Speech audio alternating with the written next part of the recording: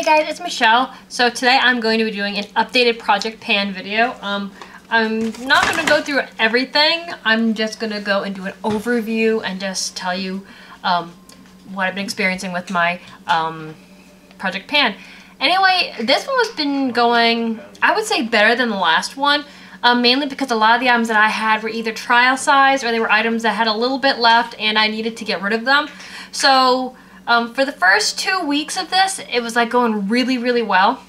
Now the items that I have left are items that were pretty much full. I'm working on the perfume still, which has been like a struggle for me because I really don't like that perfume at all. But I use it every day and I've gotten that halfway down, so that's pretty exciting. I don't know if it's going to be finished on this Project Pan or not. I'm not sure. And then my, let me get into it.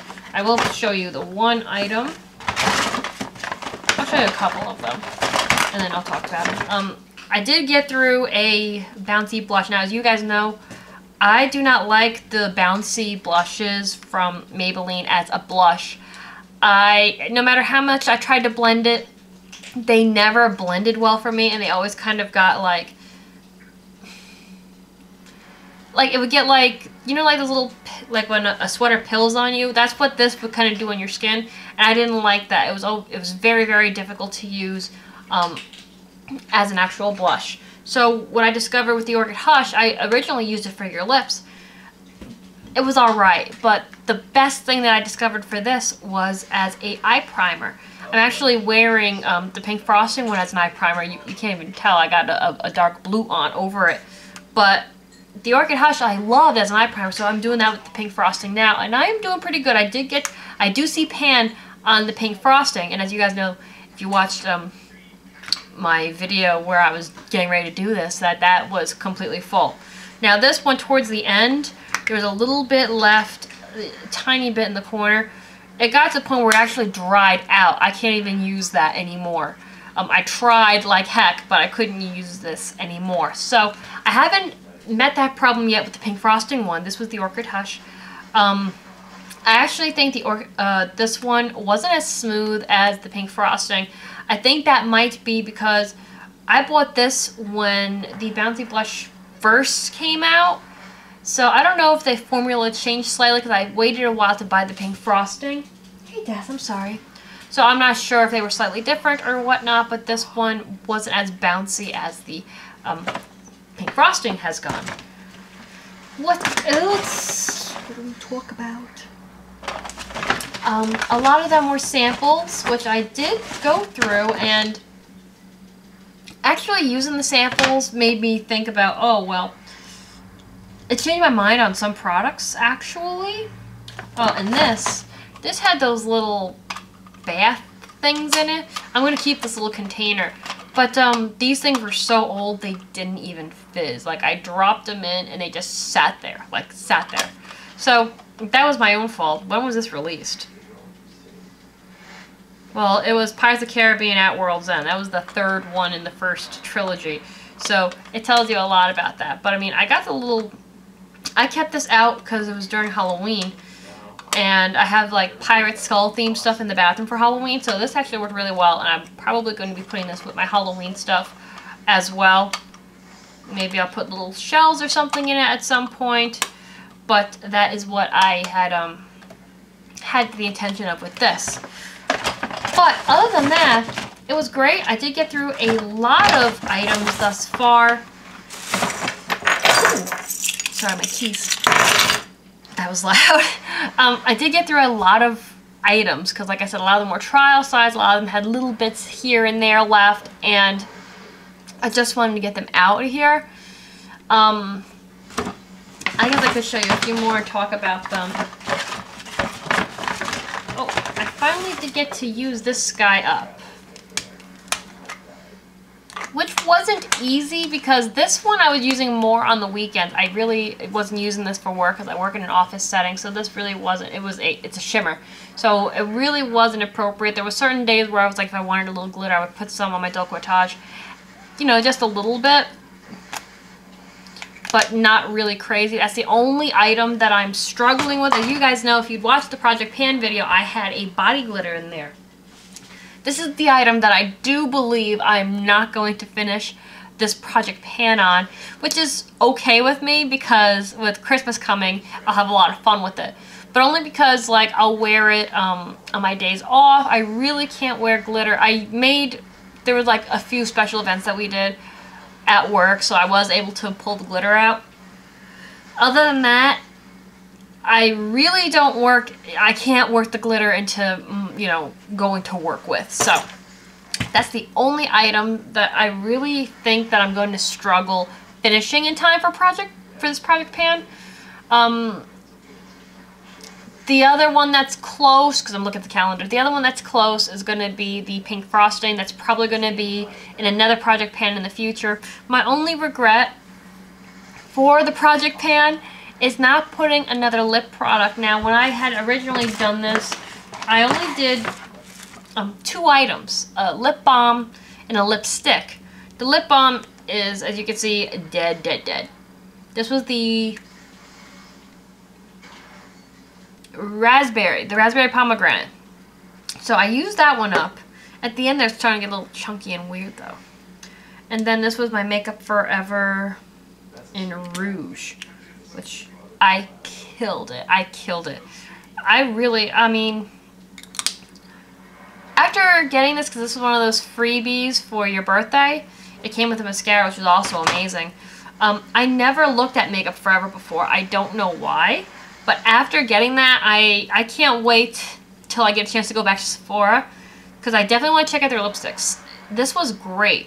I actually have, I think it's called Meltdown by MAC. Let's see if I have it with me. Oop. That one might actually be at work, because I sometimes keep them at work. Okay. It's not in my makeup bag, but I thought I saw it at the bottom of my purse. Let me see. Probably is. There's another lipstick. Yes, I think that's it. Okay. Now, believe it or not, and I know, like, to some of you, what I'm about to say is blasphemy, and I'm sorry. Now, it could be because this one is a frost and there is shimmer in it. But I felt that the Makeup Forever was a smoother lipstick than the MAC. Now, I'm only comparing it to the Meltdown. The Meltdown has a little bit of glitter or a shimmer in it, which makes it a little bit rougher on your lip. But, looks like it's sweating a little bit. It's been a couple weeks since I've used this one. However, I felt this was smoother, more moisturizing. I really, really enjoyed this Makeup Forever one. Not that I'm, like, not still going to use MAC lipsticks, because I do like the MAC lipsticks. My only regret about the MAC lipstick, I bought the Nicki Minaj, that super bright pink one. I love the color. In reality, I really can't wear it anywhere. Like, I wear it on my days off occasionally. And now we're getting into the winter, so, I mean, that bright pink really isn't, like, a thing to do, but if I'm in the mood, I do it anyway. But, that one's just as smooth as this. I think it's because this one has the flecks in it that it's not as smooth, but I like Meltdown. Meltdown is just one of those colors that looks great on everybody. Plus, it smells great. But, compared to the Makeup Forever, not as good quality in my mind. Now, so I don't lose my MAC, I'm putting it into my little makeup bag, which says Kiss and Makeup. Put that away. But I was really impressed. I've never looked at Makeup Forever. I never really thought too much of the company. I've heard of it, but never looked into it. Pleasantly surprised. I'm really glad that Sephora had made this its birthday gift, because I probably would have never tried Makeup Forever had they not given me the little incentive here. And I will definitely be making a purchase from them in the future, because I really, really loved this product. I mean, I love the mascara too. The mascara was really good. There's this one I want to try. I think it's by Lancome. I'm pretty sure it's Lancome. They had the Betty Boop commercial out last Christmas, and it's supposed to be, like, amazing for your eyes. I'm always looking for, like, the new next best. I have yet to find the holy grail of mascaras yet, but I'll find it. One day I'll find it. But their mascara was really, really awesome. What else do I got in here to talk about? The rest of it was just, like, regular... Actually, a lot of fragrance on this time around. I used up my little things that I took with me on vacation. They were already half empty to begin with, but I just used them up. They were done within like the first week, and then I had like little samples. Now my only gripe. Okay, my main gripe. So this was the one I was most excited about. This is the Viva La Juicy Noir. It smells amazing, but however, this was one of those ones where it's that little piece of fabric. And okay, this might be TMI for some of you, but when I have those kinds of samples, whoa, the coloring just went really freaking weird in here. I'm apologizing for that ahead of time. I really can't. It's freezing out, so until it gets nice again, we're probably going to be doing a lot of this weird filming until I get some better lighting. I'm working on that.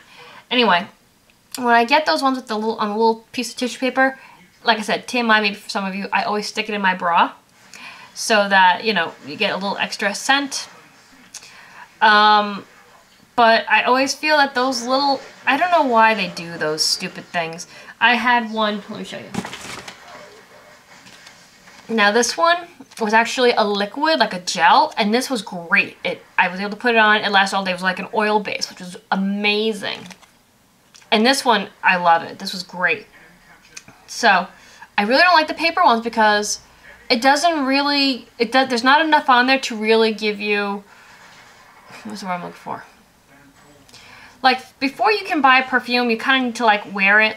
You kind of need to have it on you, and, like, because it changes to your body chemistry. So, Viva La Juicy will smell different on me than it will somebody else. You might not like it on you, but like it on somebody else. So, it's very important before you purchase a perfume that you try it on your skin first. So, but with the little paper ones, I do not, because I tried, the one was called Pleasures by, oh my gosh, what's the name? I don't remember the name of it's a very popular brand, but it was called Pleasures, and I thought I loved the smell of it. I almost bought it. It's a good thing I sprayed it on me when I went to Macy's to pick it up, and I did not like it on me. And it was one of those little paper ones that I originally had. So, I have had the Viva La Juicy Noir. I have tried it on me. I like it. But when it comes to those little paper ones, it doesn't, for me, I don't like them. So, like, this was an oil base or a little spritzer. I love. Those are the best. But I don't like the paper ones. And that's the one they always seem to give out, you know what I mean? Except for the Brit Rhythm. And I showed you guys that was the little tattoo. That is the coolest idea I've ever seen. You still smell it. This was amazing.